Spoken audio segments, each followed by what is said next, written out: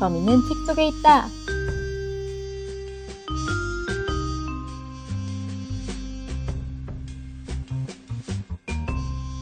한태하구 여러분 안녕하세요. 아나운서 최유진입니다. 지난 방송을 듣지 못하셨을 분들을 위해 간단하게 프로그램에 대해서 이야기해드리자면 범인은 책 속에 있다 에서는 여러분께 다양한 추리소설 작가들과 그들의 작품에 대해 소개해드립니다. 여러분은 가끔 추리소설을 읽다가 작가에게 놀아나는 것 같다는 생각을 하신 적이 있으신가요? 작가는 소설 안에서 모든 이야기의 흐름과 결말의 결정권을 가지고 있기 때문에 소설 안에서 신과 같은 존재라고 할 수 있죠. 저는 추리소설을 읽으며 같이 진짜 범인이 과연 누구일까 하고 추리하는 것을 좋아하는데 범인을 추리하는 힘에 있어서 단서가 너무 적은 경우에는 아쉽다는 생각을 하곤 합니다. 그래서 이번에는 독자들과 동등한 선에서 추리 대결을 펼치는 작가분을 모셔왔답니다. 누군지 궁금하다고요? 그럼 지금 바로 저와 함께 오늘의 의뢰인과 사건을 만나러 가볼까요?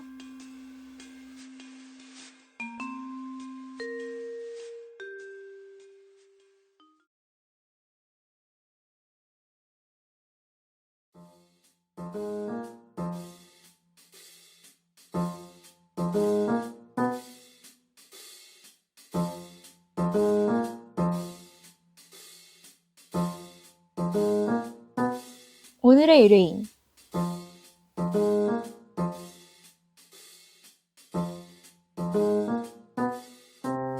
이 코너에서는 추리소설 작가 한 분에 대해서 소개해드립니다. 그럼 오늘의 의뢰인을 만나러 가볼까요?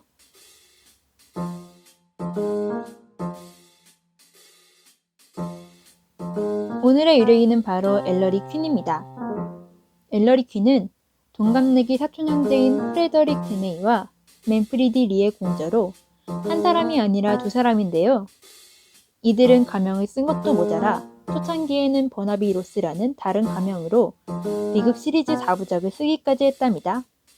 이들이 동일 인물인 걸 몰랐던 초창기 언론 등에서는 엘러리 퀸과 버나비 로스를 라이벌 취급하기도 했다고 합니다. 엘러리 퀸은 뉴욕 브루클린 출신으로 각각 광고회사와 영화사에서 일하던 중 미국의 비평가이자 추리소설가인 반 다인의 성공에 자극을 받아 추리소설을 쓰기 시작했다고 합니다.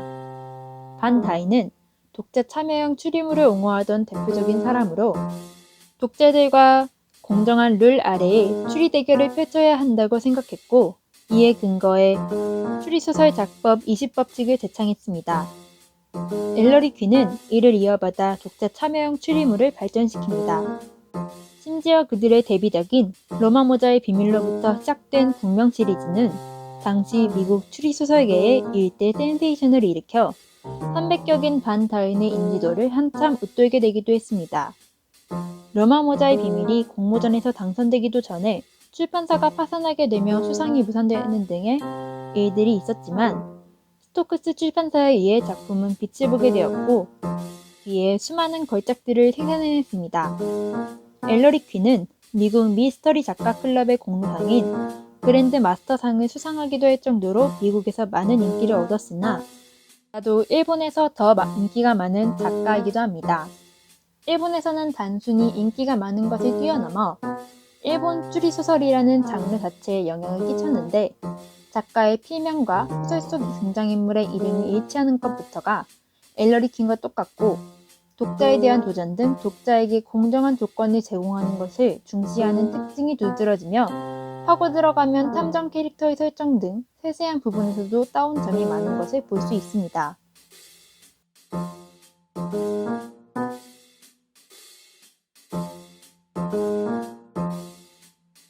여러분은 엘러리 퀸이 초창기에 버나비 로스라는 또 다른 가명으로 활동했었다는 이야기를 기억하시나요?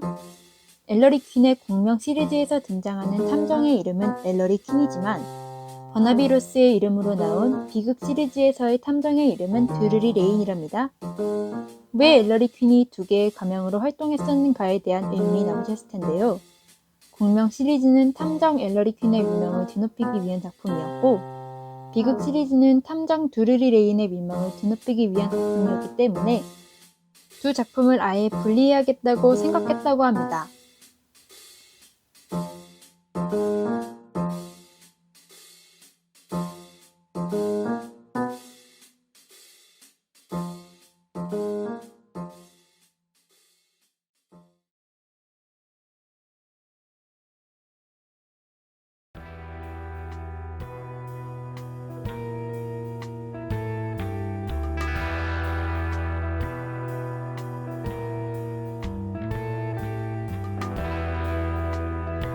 오늘의 사건.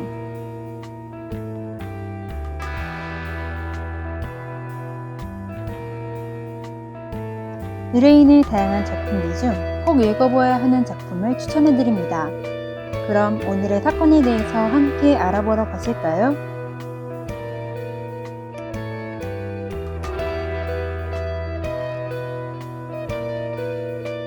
오늘의 사건은 바로 세계 명작 추리소설에 빠지지 않고 언급되는 Y의 비극입니다. Y의 비극은 X의 비극, Y의 비극, Z의 비극, 드루리 레인의 최후의 사건 순으로 이어지는 비극 시리즈 중 한 편으로 비극 시리즈 중에서 가장 유명한 편이라고도 할 수 있습니다. 이 사건은 어느 날 뉴욕에서 어부들이 고기를 낚으러 바다에 나갔다가 새 하나를 발견하고 뉴욕항으로 되돌아오면서 시작됩니다. 시체는 엄청나게 훼손되었지만 그의 소지품 등으로 홀로 산책을 나갔다가 실종된 지 약 3달쯤 된 요크에터라는 것이 증명됩니다. 그러던 중 사람들은 그의 호주머니 안에서 유서를 발견하게 되는데 그는 관계자 여러분에게 나는 지금 완전히 정상적인 정신 상태에서 자살을 한다 라고 적혀 있었습니다. 이후에 그의 아내인 에밀리에터가 그인 것을 확인하고 돌아가고 나서 장례를 치르자 이 사건은 없던 일인 듯 깨끗이 사라집니다. 그러나 그 일로부터 얼마 뒤 요크에터의 자택에서 사건이 벌어집니다. 에밀리는 딸인 루이자 캠피언을 위해 달걀술을 만들 것을 주문합니다. 그날도 2시 20분쯤 요리사는 그녀를 위해서 달걀술을 만들어 탁자 위에다 놓았지만 2시 반쯤 루이자와 함께 내려온 에밀리가 본 것은 제키가 달걀술을 마시는 것이었습니다. 그리고 갑자기 제키는 컵을 떨어뜨리고는 목을 잡고 엉엉 울기 시작했고 즉시 에밀리는 독이 있음을 알고서 제키를 토하게 시켰습니다. 그리고 잠시 뒤 빌리의 애완견이 바닥에 떨어진 음료를 핥고 죽으며 그 피운 박사는 음료에 든 약물이 스트리크닌이라고 하면서 누군가 루이자를 독살하려 했다고 말합니다. 드루리 레인은 박사로부터 이야기를 전해들었지만 단순하게 이야기 정도로는 사건을 파악할 수 없어 사건이 마무리되려던 찰나에 옥상에서 선탠을 하던 드루리 레인은 코엘씨로부터 급한 전화를 받게 됩니다. 다름 아닌 콜레드 집안에서 사건이 일어났다는 것이었고 이를 통해 드루리 레인이 사건에 개입하게 됩니다.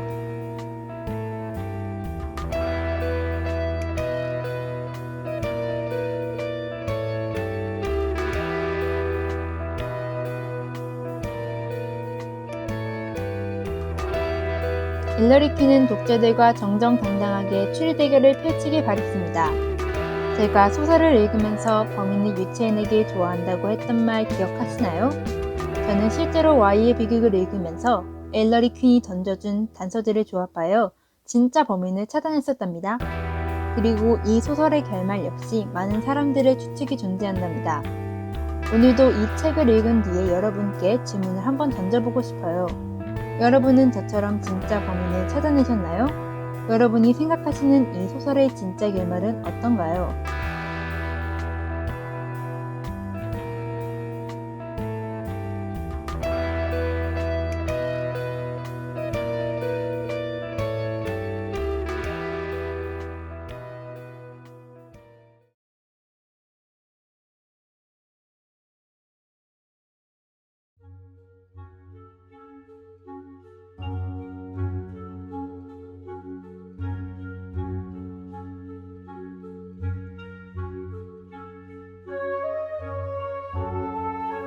일러리 퀸은 진실이 밝혀지는 결말부 직전에 독자에게 도전한다 라는 문구와 함께 일러리 퀸이 알고 있는 모든 단서는 소설 내에서 모두 언급되어 있으니 독자들도 한번 범인을 찾아보시기 바란다는 내용의 독자의 도전을 삽입하곤 합니다.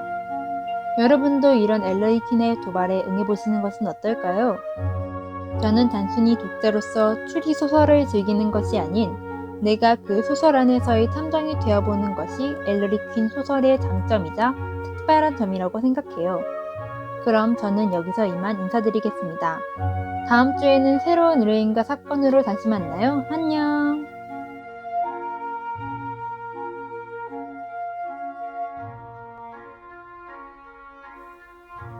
지금까지 프로듀서 아나운서 최유진, 엔지니어 정민지였습니다.